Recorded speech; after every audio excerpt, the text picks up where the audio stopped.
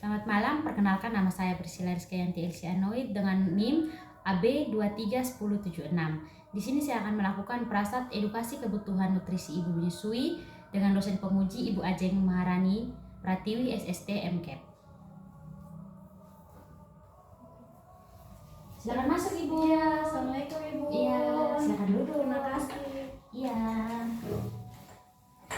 Baik, sebelumnya perkenalkan nama saya Ibu Rizka ya, saya yang bertugas pada malam hari ini. Ini sebelumnya ada keluhan apa Ibu? Begini Bu, ini kan saya baru melahirkan 6 hari yang lalu. Oh Ibu yang kemarin itu ya? Iya. Iya. Adanya sehat Bu? Alhamdulillah sehat. Iya. Dan Gimana? kedatangan saya ke sini saya ingin kontrol ulang. Saat ini Ibu merasa badan saya kok capek-capek gitu lelah ya. gitu ya. Betul. Itu apa ya? Dan saya ada pantangan makanan juga Oh, Ibu. pantangan Dari makan keluarga juga saya, ya. Baik. Sebelumnya saya data dulu ya, Ibu Santi ya. Iya betul. Umurnya berapa sekarang Bu? Usia saya udah 30 tahun. 30. Kemarin anak yang pertama Iya, ya Bu anak ya. yang pertama. Cewek ya Bu ya kemarin ya? Iya, cewek Ya, Bu. cantik Iya, ya. terima kasih Bu. Iya. Baik. Nanti untuk yang ini Ibu merasa lelah itu di rumah dibantu siapa Bu? Bantu yang jagain adek? Aduh, saya sendiri. Saya sendiri sama suami ya. Iya. Suaminya ikut juga tadi? Oh iya, suami ada kerja, Nunggu di- jadi saya sendiri Oh ke sini. ya, baik. Baik, saya akan saya ini dulu ya untuk pemeriksaan fisiknya tadi itu normal ya. Tensi darah, suhu apanya semua itu normal ya Bu ya. Baik, di sini saya akan jelaskan sedikit tentang karena tadi Ibu mengeluh ada pantangan, terus mudah capek, itu masuk di kebutuhan nutrisi Ibu. Itu bisa jadi ke nutrisi Ibu yang kurang terpenuhi selama menyusui. Baik, ini untuk apa sih manfaat-manfaat dari ini? Manfaat dari nutrisi Ibu selama menyusui. Yang pertama, itu untuk memenuhi nutrisi Ibu memenuhi nutrisi Ibu dan bayi selama menyusui. Lalu untuk menunjang tumbuh kembang adik, terus untuk menjaga anemia, malnutrisi pada ibu menyusui. Lalu untuk kebutuhan energi ibu nifas atau ibu menyusui, yaitu selama 6 bulan pertama ibu dianjurkan untuk melakukan penambahan energi sebanyak 500 kilokalori per hari. Yang biasanya kan cuma kalau untuk ini orang biasa itu kalorinya 2000 sampai 3000 sampai dengan 2500 sampai dengan 3000. Jadi ditambah 500 jadi itu bertambah menjadi 3000 sampai 3500. Berarti harus ditambah untuk kalorinya Iya, ya Bu ya. kalorinya harus ditambah. Baik Ibu. Iya, ditambahnya sebanyak berapa tadi? 500 ya. 500 kalori. Iya, baik. Lalu untuk makanan itu bisa ditunjang dengan apa? Ditunjang dengan makanan yang beraneka ragam yang bisa mengandung karbohidrat, protein hewani, protein nabati, sayuran dan juga buah-buahan. Untuk proteinnya itu bisa didapat dari mana? Bisa didapat dari nasi, jagung, ubi, ketela. Itu ubi ketela itu bisa Direbus ya. ya. Berarti direbus aja yang boleh Direbus biasa goreng apa? bisa apa tidak gitu? Boleh, tapi untuk minyaknya Jangan itu terlalu sering. itu kalau minyak itu bisa masuk ke protein ini hewani ya, protein ini nabati tadi Nabati, itu ya. ya itu. Lalu untuk protein hewaninya itu bisa dari daging merah, dari daging ayam seperti itu. Lalu sosis itu juga bisa. Terus telur itu protein hewani. Lalu untuk protein hewani nabatinya itu dari minyak sawit, terus ini mentega, iya. Lalu untuk sayur buah itu sayur yang hijau, terus sayur yang masih mentah itu. Lalu dengan sayur buah itu bisa tambahan buah-buahan, bisa dari jangan yang mahal-mahal, bisa buah-buahan di pasar. Kalau nggak bisa kayak di abang-abang rusak itu kan sering jual buah. Nah itu bisa sama sambal dimakan buahnya aja. Lalu untuk selanjutnya ada tambahan berupa sumber vitamin A yang berfungsi untuk apa? Untuk meningkatkan kandungan vitamin A dalam ASI. Itu bisa membantu untuk menambah produksi ASI pada ibu. Lalu itu juga bisa berdampak juga ke adik, itu bisa juga untuk menambah kekebalan sehingga adik jarang untuk terkena infeksi.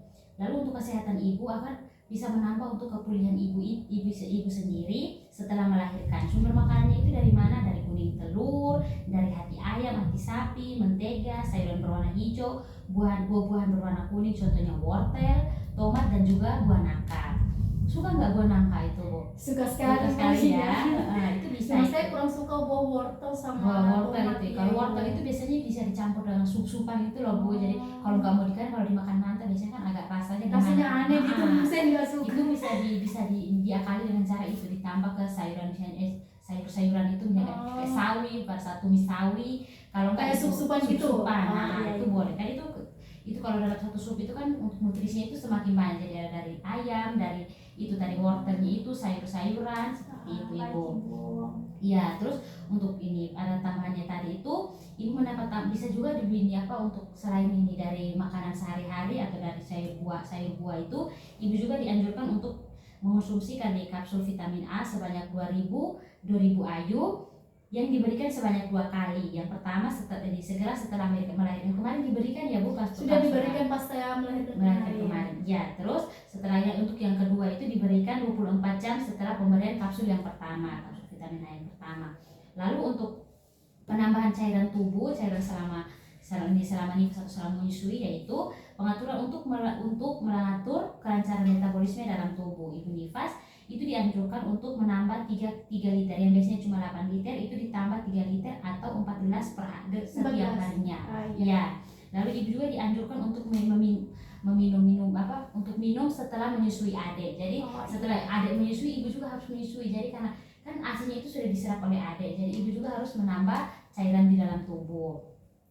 Lalu ada juga penambahan tablet zat besi, yaitu tablet zat besi itu sangat dibutuhkan untuk kenaikan sirkulasi darah dan juga sel, dan juga bisa menambah sel darah merah. Ibu nifas harus mengkonsumsi tablet zat besi kurang lebih 1 kali selama 40 hari. Itu dikonsumsinya pada malam hari.